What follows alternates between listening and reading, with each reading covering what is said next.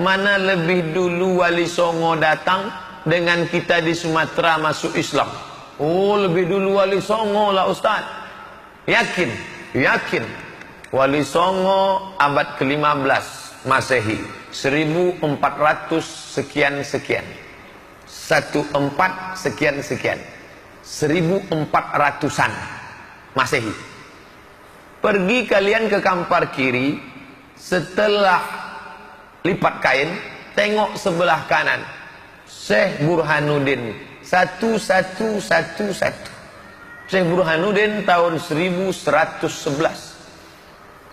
Saya tanya balik, mana lebih dulu Wali Songo apa kita di Riau? Oh, lebih dulu kita di Riau, Pak Ustaz. Begitu cepatnya pendapat itu berubah. Kenapa? Karena informasi yang diterima. Wali Songo 1400 sekian. Syekh Burhanuddin 1111. Kalau ada yang mengatakan Syekh Burhanuddin mitos, pedangnya masih ada, jubahnya masih ada, stempelnya masih ada, kitabnya masih ada. Kenapa kami tak tahu? Entahlah kenapa kita tak tahu.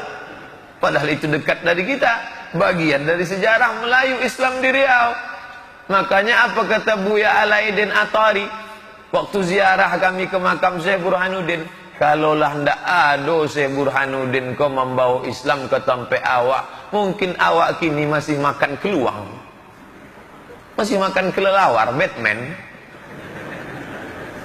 Mereka yang datang kemari, tapi kenapa jauh betul ke dalam kampung, sekian kilometer masuk ke dalam Kuntu, jauh. Kata kawan saya dulu waktu di Mesir, kami kan kenalan, saya nama Anu, berasal dari desa Kampar, kecamatan Kampar, kabupaten Kampar. Yang satu lagi, saya berasal dari sebuah desa yang ada dalam Quran. Wa yaqulul kafiru ya laitani kuntu. Kata Ustadz Fulan, tak boleh sebut namanya, menjaga kode etik. Tapi ingat saya kesan itu. Nah, apa maknanya? Dulu peradaban Melayu di tepi sungai. Setelah ada jalan aspal, maka banyak negeri-negeri Melayu yang di tepi sungai miris nasibnya. Dari negeri terhebat menjadi impres desa tertinggal. Mana contohnya? Pelalawan. Pelalawan dulu sempat menjadi kerajaan ibu kota Melayu di tepi sungai, tapi pernah menjadi impres desa tertinggal. Kenapa? Dunia berputar, musim berganti, zaman berubah. Dulu peradaban di tepi sungai, lalu lintasnya. Mana contoh lain? Siak. Lebih ramai lagi Perawang daripada Siak. Padahal dulu adalah pusat peradaban Melayu di tepi sungai. Tapi kemudian terjadi pergeseran setelah masuknya jalan aspal, maka ibu kota mulai ke tepi jalan besar. Bahkan Siapi-api sempat menjadi pusat peradaban, pesisir tepi laut. Tapi sekarang apa yang terjadi? Ujung Tanjung lebih ramai. Karena jalan di situ. Belum ada mobil lagi bisa jalan di tepi laut. Nah, ini pergeseran peradaban. Ternyata ketika nenek moyang kita masuk Islam, tapi ada tradisi-tradisi yang lama. Dari mulai memelihara binatang, menentukan arah rumah, mencari tanggal pernikahan. Mulut tetap mengucapkan syahadat, tapi hati berbagi. Maka itu pernah terjadi pada zaman Nabi Sallallahu Alaihi Wasallam.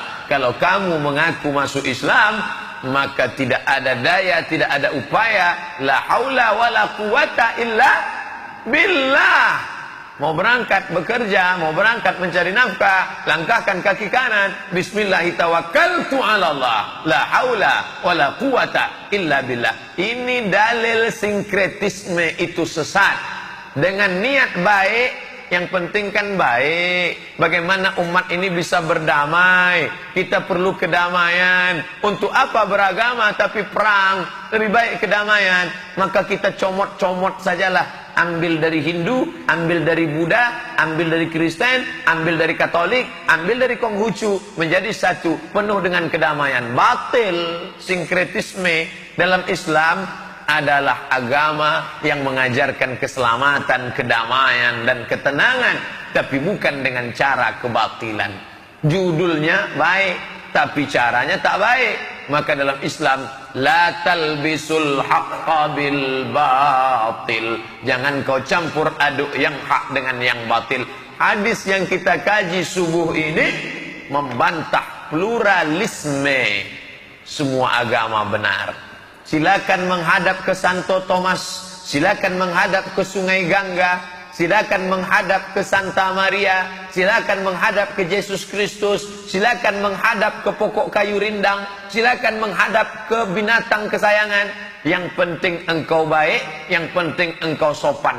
Batal, karena Nabi marah, Allah marah kepada Abdullah bin Salam, kepada Ibnu Yamin, kepada Asad ibnu Ka'ab, kepada Tha'labah, kepada Usaid ibnu Ka'ab. Mereka Islam, mereka baik, mereka sopan, tapi mereka tetap mengagungkan hari Sabat, bukan menyembah berhala. Mereka yang ditegur Allah yang kita kaji subuh ini bukan menyembah Lata, Uzza, Manat, Hubal, Jibti, Taun. Bukan mereka ini percaya kepada hantu setan lalu memberikan binatang sebagai sajen. Mereka hanya mengagungkan hari Sabat saja, hari Sabtu saja. Marah Allah Subhanahu wa taala. Yang perlu engkau agungkan hanya Idul Fitri, Idul Adha, hari Jumat. Agungkanlah hari Jumat dengan membaca surat Al-Kahfi. Agungkanlah hari Jumat dengan banyak berselawat. Agungkan hari Jumat dengan salat Jumat berjamaah. Agungkan hari Idul Fitri, Idul Adha dengan bertakbir Allahu Akbar, Allahu Akbar. Agungkan dengan menyambung silaturahim. Adapun hatimu ingin mengagungkan hari yang lain, maka jangan sampai demikian. Kalau begitu Pak Ustadz, kita masuklah dalam teguran ini. Buktinya kemarin kita libur hari Jumat dalam mengagungkan hari besar agama tertentu. Ini negara dibangun berdasarkan Pancasila, multi etnis dan agama. Kita tidak mengagungkan ajaran orang. Agama ingin mengayomi semuanya. Mereka ingin berhari raya, maka libur mereka yang beribadah. Tapi kita tetap libur, aktivitas kita tidak berhenti. Mungkin kantor tutup, kampus tutup, tapi aktivitas tidak berhenti. Kita kemarin pagi Jumat acara dengan anak-anak muda di Fakultas Ilmu Sosial, Ilmu Politik, Fisip, Unri, jurusan Ilmu Pemerintahan, Himpunan Mahasiswa Ilmu Pemerintahan. Kumpul ramai-ramai mahasiswa, bukan mahasiswa Usuluddin yang mengkaji tafsir hadis, bukan mahasiswa syariah yang mengkaji Hanafi, Maliki, Syafi'i, Hambali. Mahasiswa ilmu politik, jurusan ilmu pemerintahan, membuat tablik akbar. Mereka undang ketua jurusan, mereka undang dekan, mereka undang guru besar, profesor. Hari libur, tanggal merah, tidak ada berhenti dari aktivitas. Kalau sampai hati kita mengagungkan hari tertentu, ikut merasa hari ini besar, memiliki kelebihan, ada faktor. Kalau diagungkan akan mendatangkan berkah. Kalau ditinggalkan akan mendatangkan laknat. Ada terlintas di dalam hati demikian, masuk dalam teguran Allah Subhanahu wa taala.